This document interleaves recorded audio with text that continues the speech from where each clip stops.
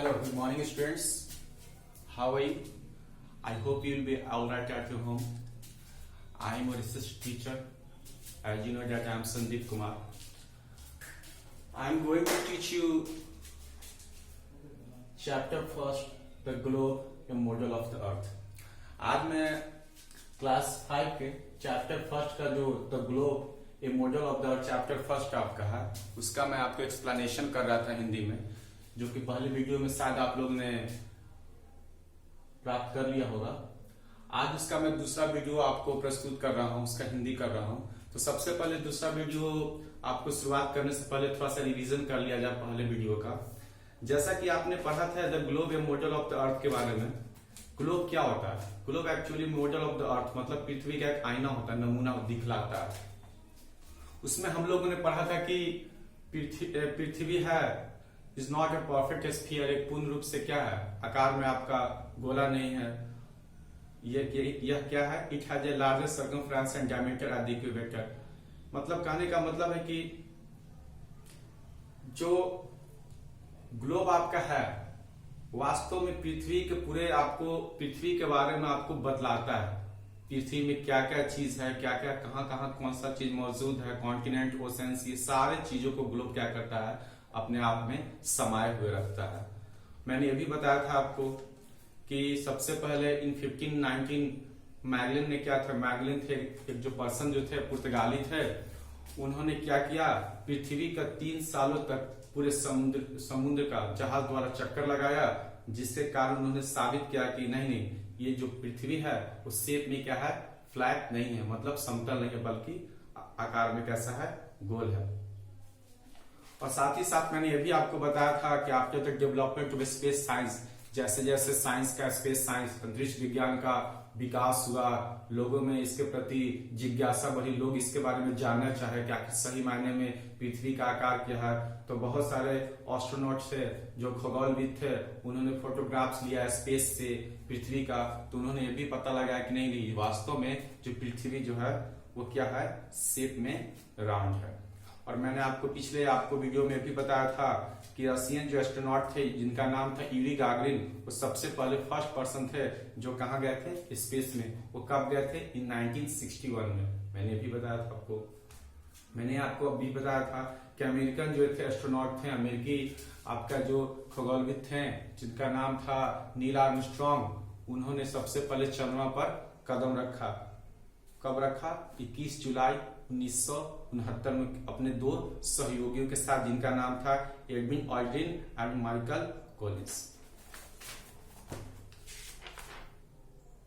अब चलते हैं आगे की ओर। मेरे ख्याल से मैंने कुछ रिपीटेशंस करवा दिए थे फर्स्ट वीडियो का, तो शायद समझ में आ गया होगा। अब चलते हैं आगे की ओर। कहता है कि the earth rotates on it axis, पृथ्वी जो है अपनी धुरी पर घूमती है, मतलब अक्ष पर घूमती है। The earth axis is an imaginary line drawn through the earth. कहता है कि पृथ्वी का जो अक्ष है वो क्या करती है, पृथ्वी का जो अक्ष है एक काल्पनिक रेखा है जो पृथ्वी की ओर क्या कहते खींची जाती है। The northern and southern edge of the earth axis, दक्षिणी और उत्तरी जो पृथ्वी का जो सिरा है, जो छोर है, एक्सिस है। Where the axis meets the earth surface, जहां पर अक्ष क्या करते हैं, मिलते हैं किससे, पृथ्वी के सतह से, are called the north pole and south pole respectively, जो क्रमशः क्या कहा जाता है उसे नॉर्थ पोल, उत्तरी ध्रुव या दक्षिणी ध्रुव कहा जाता है। The globe has also an axis fix to it, globe का जो एक एक्सिस होता है, जो एक धुरी होता है, वो भी क्या होता है, फिक्स होता है। We rotate the globe on its axis to find specific places, हम लोग जब रोटेट करते हैं, घुमाते हैं जब ग्लोब को, अक्ष को, एक्सिस को, धुरी को, किसके लिए घुमाते हैं, टू फाइंड, पता लगाने के लिए, क्या स्पेसिफिक मतलब खास विशिष्ट आपको जगहों के, किसी चीज को जगहों के लिए कि कहां पर क्या हमको जानना है, कॉन्टिनेंट, ओशंस, ये सब चीज को जब ग्लोब को हम लोग रोटेट करते घुमाते हैं तो हमें पता चलता है उसका एग्जैक्ट लोकेशन, उसकी स्थिति। अब आगे आपको है the surface of the earth, पृथ्वी की सतह के बारे में आपको पढ़ना है। कहता है the surface of the earth is divided into land and water, जो पृथ्वी की जो सतह है, जो पृथ्वी की सतह है उससे बांटा गया है, किसमें बांटा गया है, आपको लैंड में एंड वाटर में, भूमि में और जल में बांटा गया है। About 71% of the Earth's surface is covered with water and the remaining 29% is land. कहता है कि क्रमशः पृथ्वी की सतह का 71% होता है, 71% होता है, वो आपको होता है जल से ढका हुआ, और जो रिमेनिंग मतलब शेष जो बचा हुआ 29% है वो होता है आपकी धरती है, मतलब भूमि है।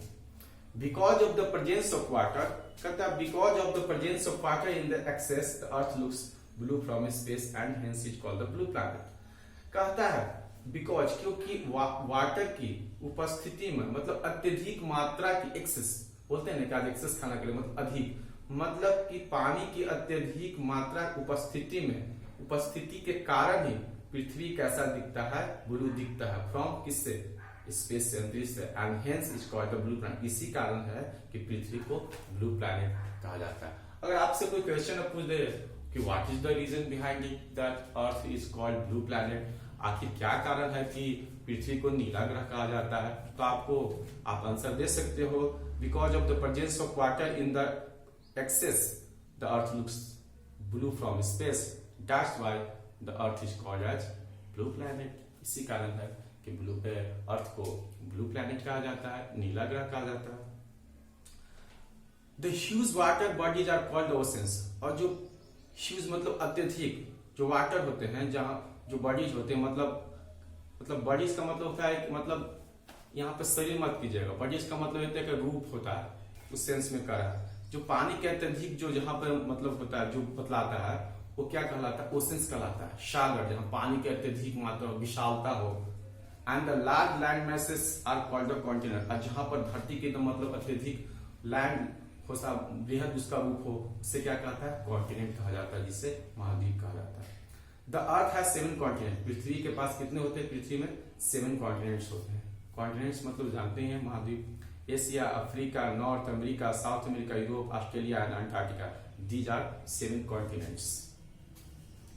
Asia is the largest continent among all while Australia is the smallest. अब यहाँ पर ध्यान देने की बात है, जैसे कॉन्टिनेंट की जहां बात हो रही तो हम लोग ने जाना कि कॉन्टिनेंट्स कितने होते हैं, 7 होते हैं, Asia, Africa, North America, South America, Europe, Australia and Antarctica. अब यहाँ पे क्वेश्चन अराइज होता है, अब क्वेश्चन अराइज क्या होता है, what is the name of the largest continent, what is the name of the largest continent, सबसे बड़ा कॉन्टिनेंट का नाम क्या है। तो वहां पर बोल सकते हैं yes, Asia is the largest continent among all, सभी में क्या है, एशिया सबसे बड़ा है महाद्वीप में। और जबकि छोटे का जहां जिक्र होगा, स्मॉलेस्ट का होगा, तो वहां का जिक्र क्या हो जाएगा, Australia. Australia is the smallest continent among all, Australia जो है सभी कॉन्टिनेंट में, सभी महाद्वीप में छोटा है। द अर्थ हैज 5 ओशंस, और अर्थ जो होता है पृथ्वी में 5 ओशंस होते हैं, महासागर होते हैं। The Pacific ocean, the Antarctic ocean, the Indian ocean जिसको हिंद महासागर भी कहते हैं, the article ocean and the Antarctic ocean. Pacific ocean को प्रशांत महासागर भी कहा जाता है। अब यहाँ पर क्वेश्चन से कहा गया, ध्यान से सुनिएगा, the Pacific is the largest ocean. अब है कि जब जैसे जहां कॉन्टिनेंट की बात हो रही थी कि सबसे बड़ा कॉन्टिनेंट कौन है, तो वहां पर एशिया होगा। सबसे ज्यादा स्मॉलेस्ट की जहां जिक्र हो रही थी तो वहां पर ऑस्ट्रेलिया होगा। उसी तरह जहां पर हम लोग ने अभी पढ़ा कि ओशंस 5 हैं, तो उसमें सबसे बड़ा ओशन जो है वो पैसिफिक होता है। Pacific is the largest ocean while the Arctic is the smallest, जबकि आर्टिक सबसे छोटा होता है। अब नॉलेज बुक्स में कहता है, आप देख सकते हो बुक में, नॉलेज बुक्स में कहता है all the oceans are joined together so it is in fact one global ocean. जितने भी ओशंस होते हैं, महासागर, सब एक दूसरे से क्या होते हैं, साथ जुड़े हुए, इसलिए इसे क्या कहा जाता है, पैसिफिक महासागर भी कहा जाता है। पैसिफिक मीन्स होता है पूरे विश्व समुदाय का, पूरा वर्ल्ड, तो पूरे इसको पैसिफिक कहा जाता है। The Antarctic ocean is also called the southern ocean, और जो अंटार्कटिक ओशन होता है उसे क्या कहा जाता है, साउदर्न ओशन कहा जाता है। हिस्टोरिकली, ऐतिहासिक रूप से, most geographers recognized only 4 oceans. कहता है कि historically most geographers recognized only 4 oceans leaving the Antarctic ocean. कहता है ज्यादातर जो भूगोल वेदता होते हैं उन्होंने ज्यादातर 4 ही ओशंस का जिक्र किया, उन्होंने 4 ही को पहचान दिया और उन्होंने अंटार्कटिक ओशंस को छोड़ दिया है। उसी तरह से आगे क्वेश्चन, अभी आप लोगों ने पढ़ा क्या, अगर क्वेश्चन आपको पूछेगा कि पृथ्वी में आपका पृथ्वी जो है कितने भागों में किस में बांटा गया है, तो लैंड एंड वाटर। कितना परसेंट आपका पानी है, 71%। लैंड कितना है, 29%। ब्लू प्लैनेट क्यों कहते हैं पृथ्वी को, ब्लू प्लैनेट इसलिए कहते हैं due to presence of excess water and when we watch the earth from space it looks like blue, that's why we call the earth is a blue planet। अब कोई पूछेगा आपसे कि कितने कॉन्टिनेंट्स होते हैं, तो 7, जो कि मैंने आपको बताया, उसमें नोट्स में भी अवेलेबल कर दिया जाएगा आपको। उसमें सबसे बड़ा आपका कौन सा कॉन्टिनेंट है, एशिया, जबकि छोटा कौन है, ऑस्ट्रेलिया। उसी तरह ओशंस कितने हैं, 5। सबसे बड़ा कौन है आपका पैसिफिक ओशन, सबसे छोटा ओशन कौन है, अंटार्कटिक ओशन। क्लियर। अब लैटिट्यूड्स एंड लॉन्गिट्यूड्स के बारे में पढ़ना है। कहते latitudes and longitudes. Latitudes and longitudes है, लैटिट्यूड्स और लॉन्गिट्यूड्स का मतलब होता है अक्षांश और देशांतर। Are a network of circular and semi circular lines और ग्लोब और मैप ऑफ अर्थ। यह एक प्रकार का जाल होता है जो सर्कुलर होता है और सेमी सर्कुलर होता है, अर्धवृत्ताकार होता है, जो क्या होता है, और ग्लोब पर क्या होता है, एक रेखा होता है या नक्शे, पृथ्वी के नक्शे पर होता है। These imaginary lines are drawn। ये जो काल्पनिक जो रेखाएं होती है ना, वो कैसे खींची जाती है, हॉरिजेंटली। हॉरिजेंटली का मतलब होता है क्षैतिज।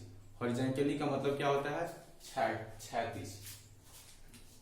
हॉरिजेंटली होता है क्षैतिज, so that is called horizontal and that is called vertical,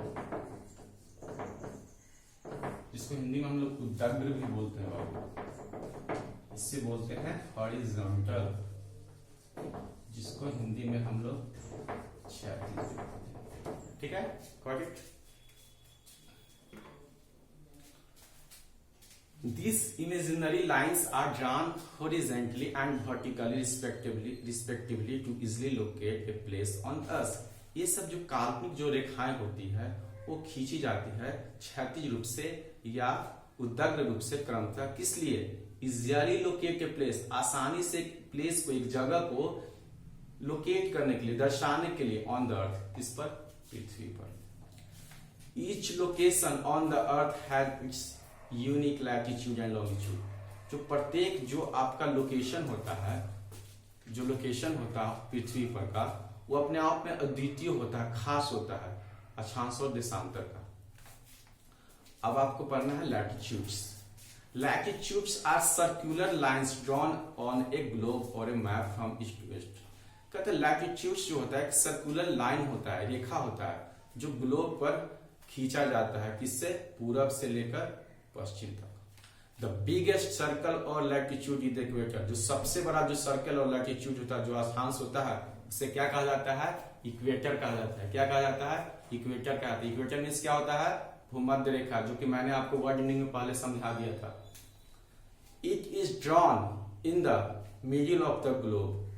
यह जो है इट इज ड्रॉन, ये बीच में खींचा जाता है, ग्लोब के बीच में या मैप के बीच में खींचा जाता है, किससे, फ्रॉम। इट इज, देखिए यहाँ पर, it is drawn in the middle of the globe, यह ग्लोब के बीच में खींचा जाता है, और ये मैप या नक्शे पर फ्रॉम ईस्ट टू वेस्ट, कहां से, पूरब से लेकर पश्चिम तक। These imaginary circles divided the earth into 2 equal halves called hemisphere। अब यहां देखिएगा आगे, कहता है दिस इमेजिनरी सर्कल, ये जो काल्पनिक जो घेरा है, सर्कल है, डिवाइडेड अर्थ, पृथ्वी को कितने भागों में बांटती है, 2 इक्वल, बराबर बराबर, 2 equal halves.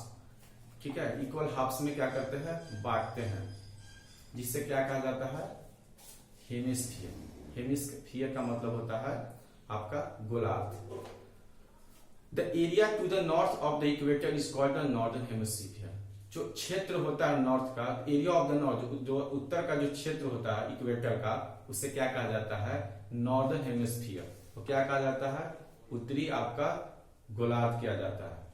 And to the south of the equator like the southern, and to the south, दक्षिण की ओर जो इक्वेटर जो होता है, भूमध्य रेखा जो स्थित होता है, अवस्थित होता है, उसे क्या कहा जाता है, आपको साउदर्न हेमिस्फीयर कहा जाता है। ठीक है, तो इस टॉपिक में आप लोगों ने पढ़ा कि पृथ्वी अपने अक्ष पर घूमती है, और हम लोग जब ग्लोब एक जगह फिक्स, ग्लोब को जब हम लोग कहते हैं कि rotate the globe on its axis, जो हम लोग ग्लोब को इसको अक्ष पर घुमाते हैं तो क्या होता है, we are easily able to find the specific places. तो हम लोग क्या करते हैं कि आसानी से किसी भी विशिष्ट चीजों को क्या कर सकते हैं, आसानी से प्राप्त कर सकते हैं।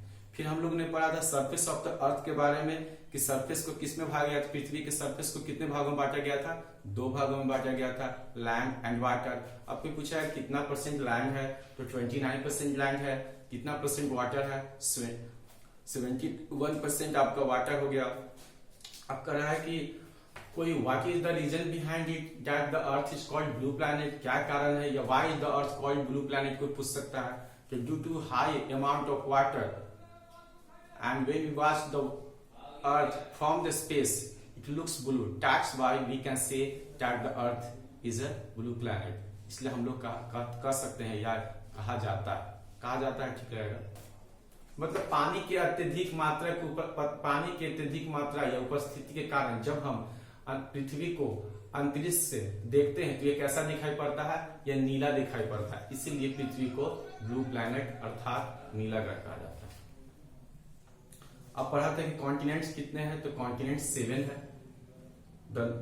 Asia, Africa, North America, South America, Europe, Australia and Antarctica. उसमें सबसे बड़ा लार्जेस्ट कौन है, तो सबसे बड़ा जहां तक लार्जेस्ट कॉन्टिनेंट की बात होती है तो एशिया है, और जहां तक सबसे छोटा कॉन्टिनेंट्स की बात होती है तो बेसिकली क्या है, ऑस्ट्रेलिया है।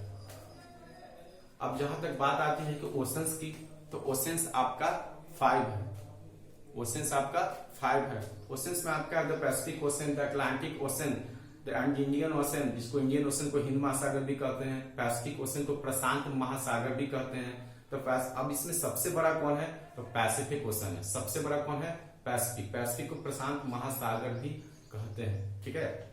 और सबसे छोटा जो है आपका वो आर्कटिक है, जो सबसे छोटा कौन है, वो आर्कटिक है। अब हम लोग ने ये भी पढ़ा था कि जितने भी जो ओशंस होते हैं, महासागर है, जो जुड़कर क्या बनते हैं, एक ग्लोबल ओशन बनते हैं, मतलब वैश्विक महासागर बनते हैं। इतिहासकारों ने क्या किया है, जितने भी भूगोल वेदा हैं उन्होंने केवल, जैसा कि हम जानते हैं कि 5 आपका ओशंस है, लेकिन उन्होंने 4 को ही कंसीडर किया है, और उन्होंने क्या किया है, अंटार्कटिक ओशन को छोड़ दिया है। ये आपका चैप्टर जो मैंने आपको पढ़ाया था इसका है। इसके बाद मैं धीरे धीरे पढ़ा रहा हूँ, वीडियो को धीरे धीरे डालूंगा। पहला वीडियो शायद आपको सर के द्वारा, स्कूल के मैनेजमेंट के द्वारा मिल गया होगा, आज मैं दूसरा आपको वीडियो डालूंगा, और तीसरा मैं फिर पुनः कल डालूंगा।